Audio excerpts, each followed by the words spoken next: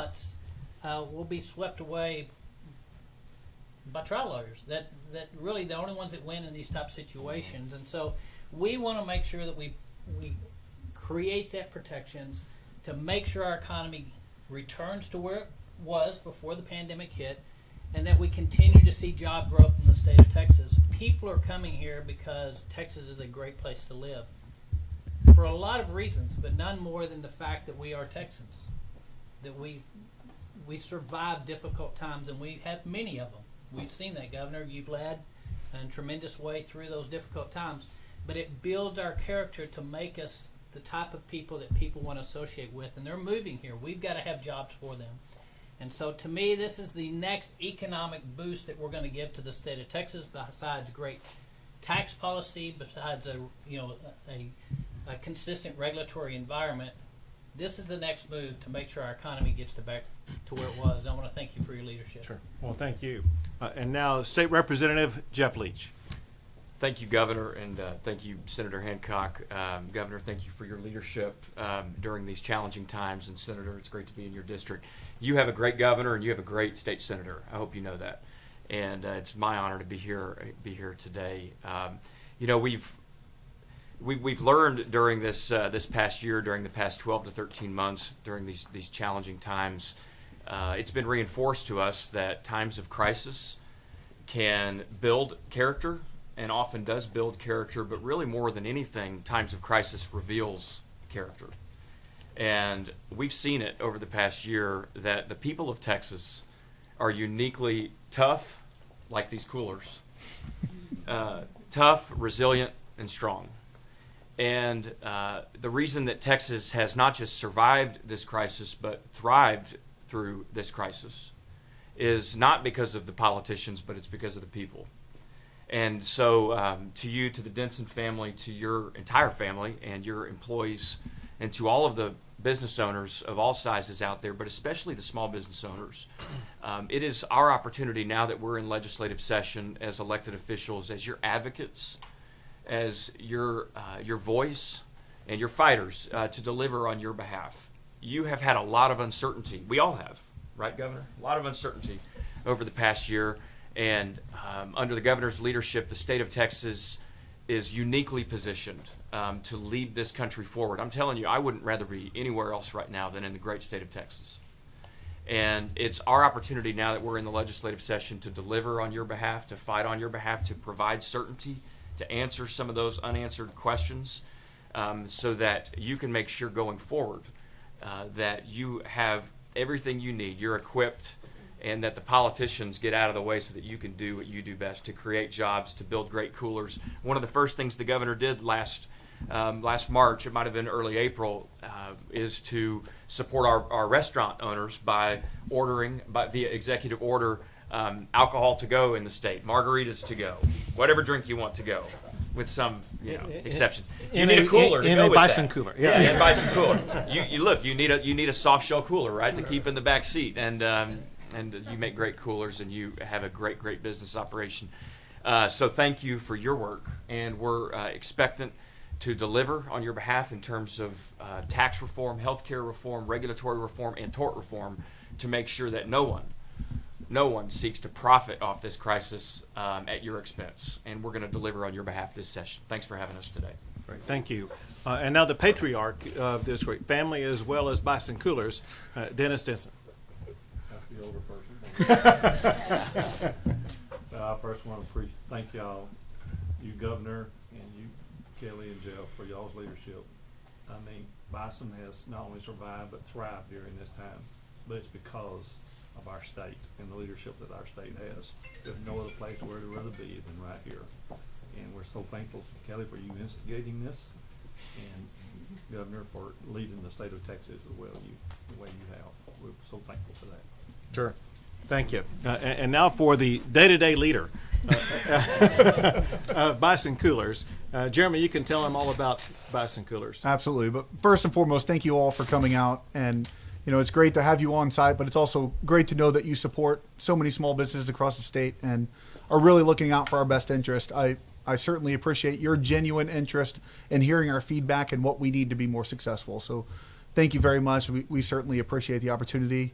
And if I could do a shameless plug, I would just say, please do some homework on our company. You can go to bisoncoolers.com. We are a family-owned and operated business approaching our 10-year anniversary. And our goal here is to bring as many jobs here to the States. So all of our hard and soft coolers are made here in the United States, and we take a lot of pride in that. And we'd love for people to get out there and spread the word about our brand and help us keep thriving. Thank you for very that. much.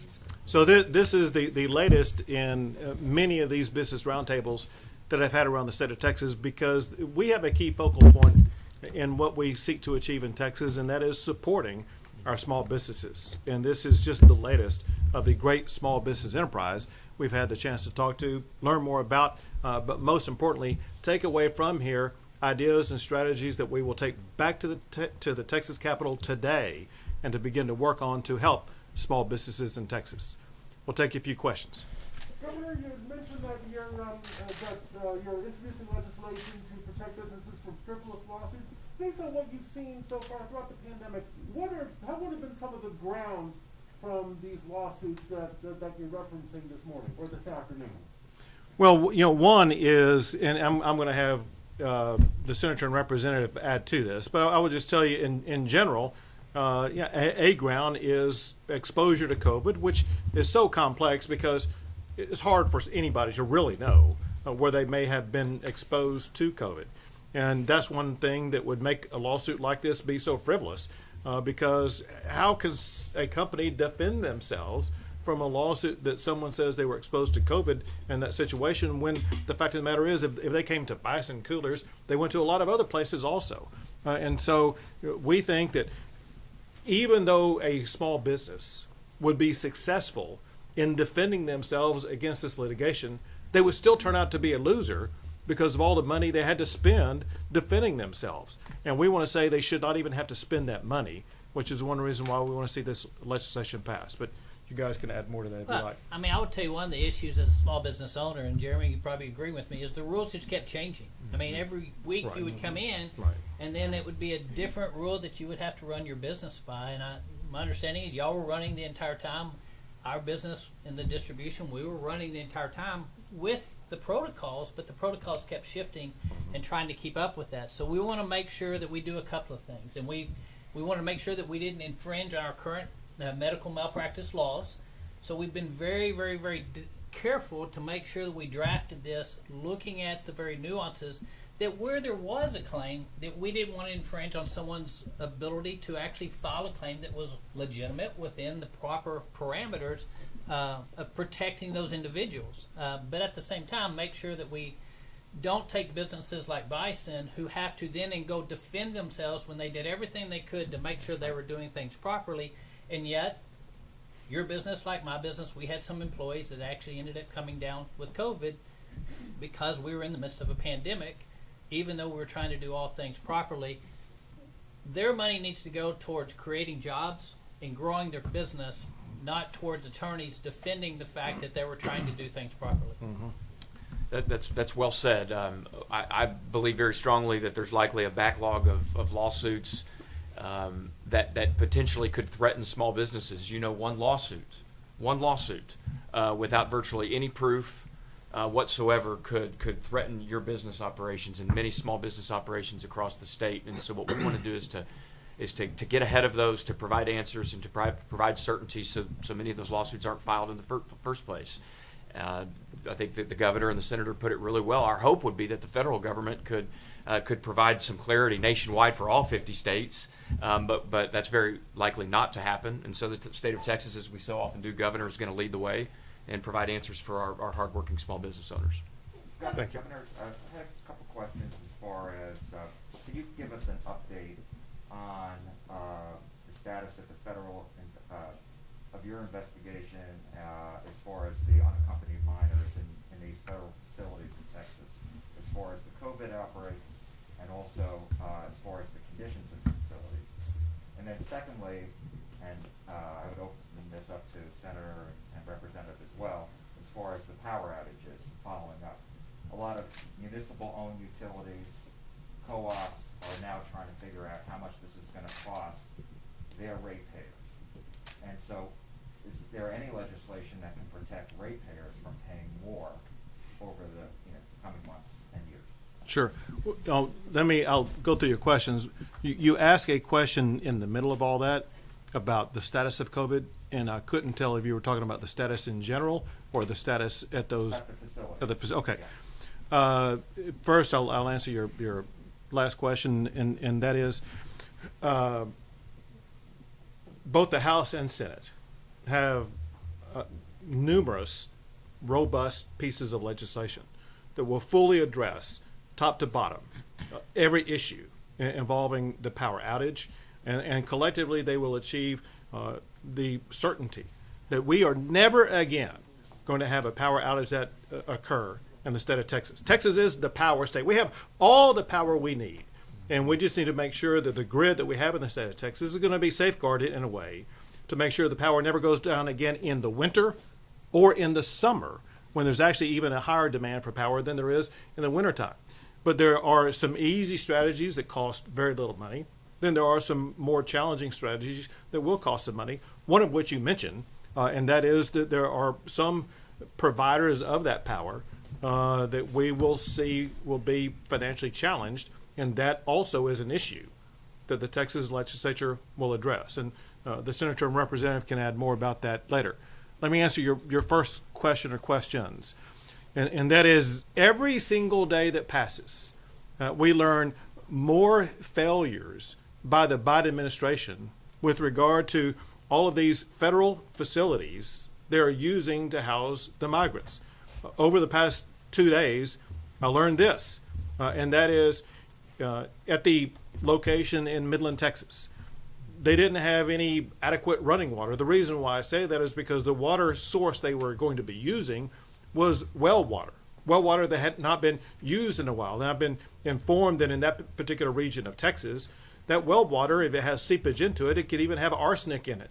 And that's exactly why the Texas Commission on Environmental Quality is undertaking an investigation of that water source to make sure that nobody will be exposed to arsenic or any other type of bacteria or anything that could cause harm to anybody there. And as a result, at that location in Midland right now, they have no access to running water.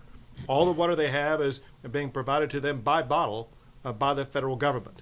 In addition to that, more than 10% of the migrants who are in the Midland facility, as well as the Carrizo Springs facility, more than 10% in each of those facilities have COVID. And this raises great concerns for those who have COVID in those facilities, but concerns because of the ability for that COVID to be exported outside of those facilities. There are adults who work in those facilities. The information I have, which is still unclear, and we expect the Biden administration to let me know today, but my understanding is the adults who work in those facilities, they leave and they go stay at hotels in the local region, like in Midland, Texas, or near Carrizo Springs, or in Dallas, Texas.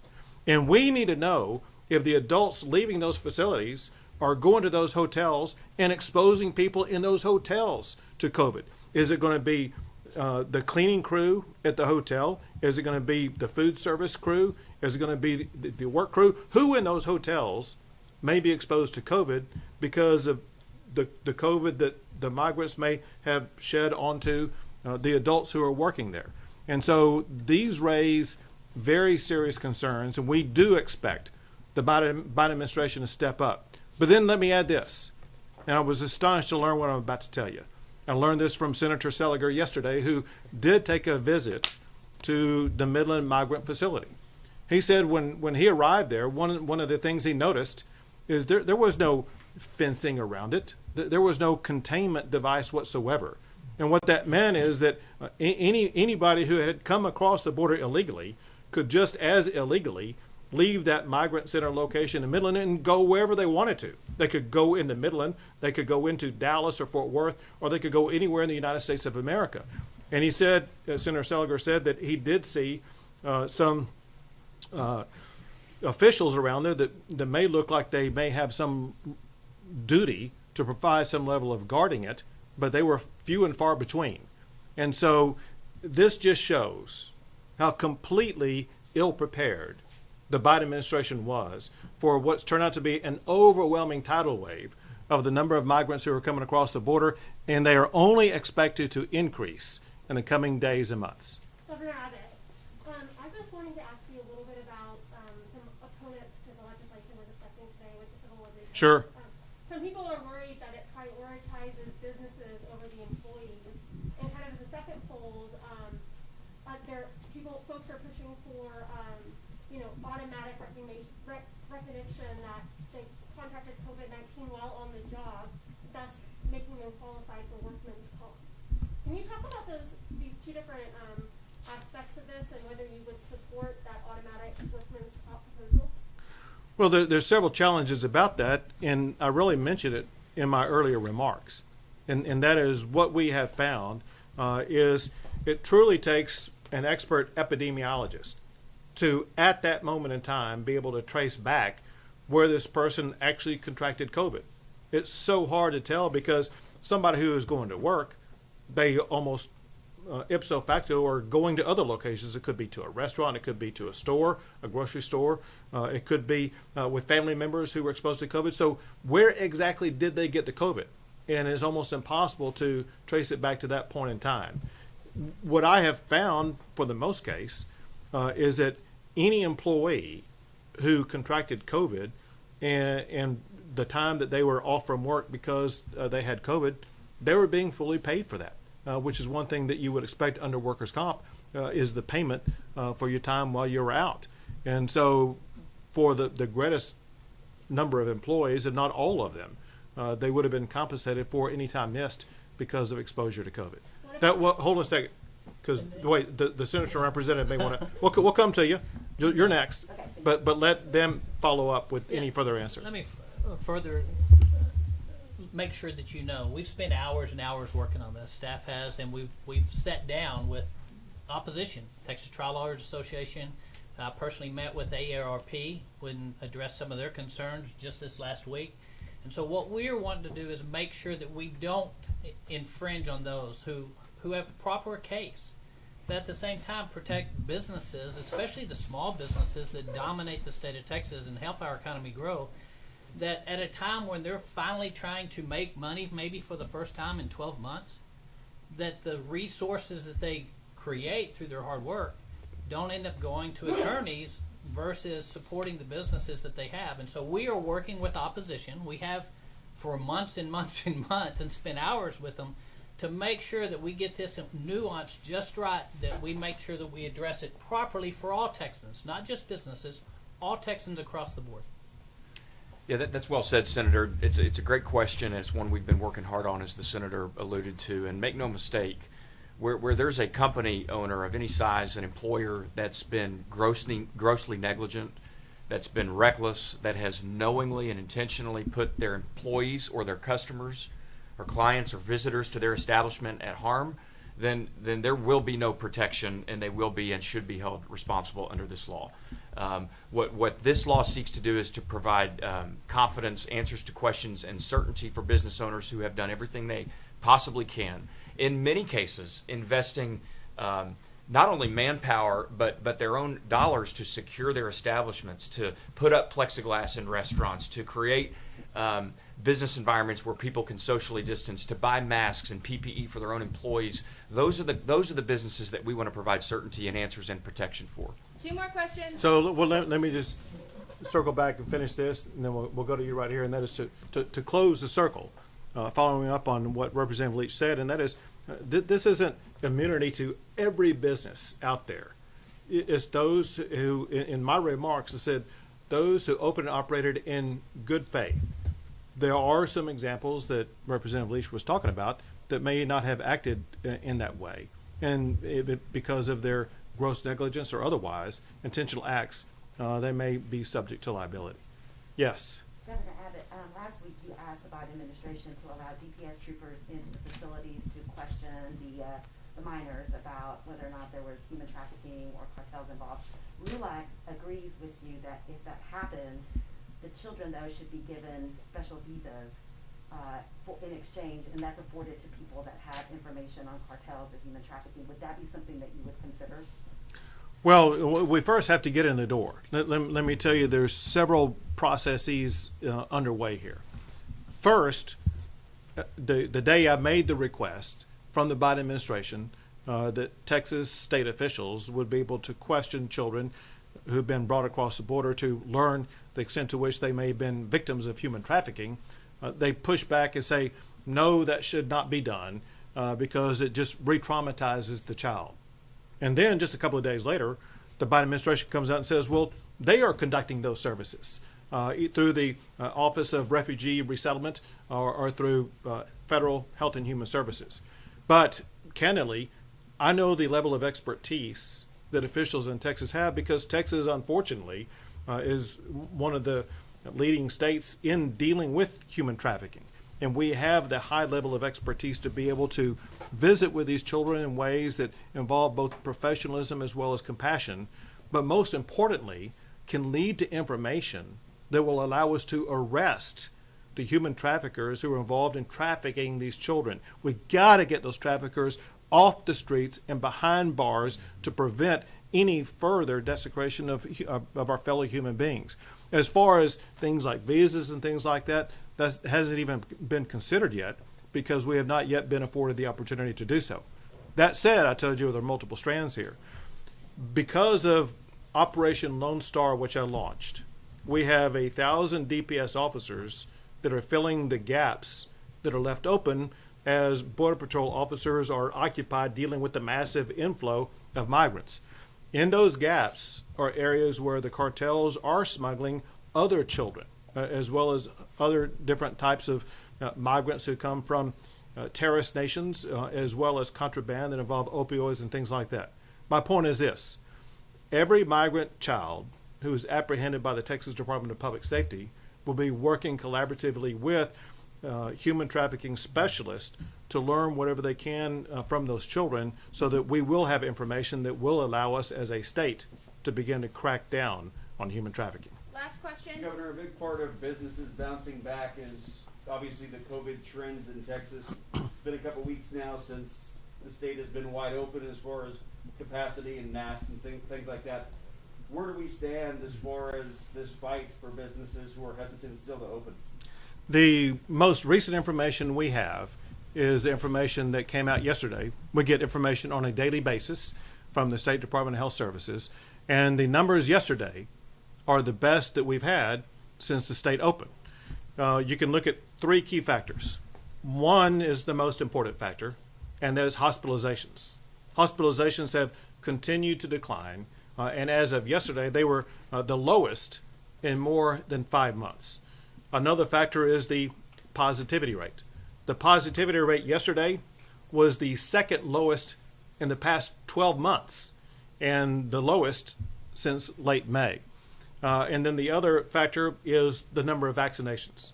And so it was either yesterday or the day before, it was 2 days ago. Texas surpassed 9 million total vaccinations administered in the state of Texas. I can tell you that this coming week we will surpass 10 million vaccinations. But more important than just the raw number of vaccinations is the vaccinations of those who are most likely to either be hospitalized or lose their life because of exposure to COVID, and that is people age 65 and older. Well over 60% of people who are age 65 and older have already received a vaccine, meaning that we are protecting the health and safety of those most at risk to the most severe consequences because of COVID. What all this means is we are seeing the slowing of the spread as proven by that positivity rate.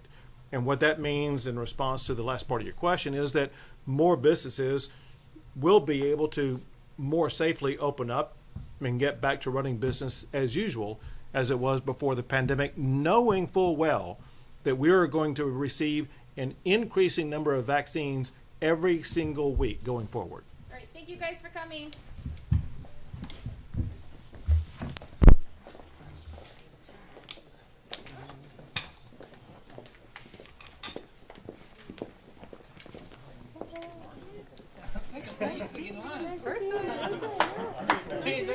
I'm gonna turn and look at this.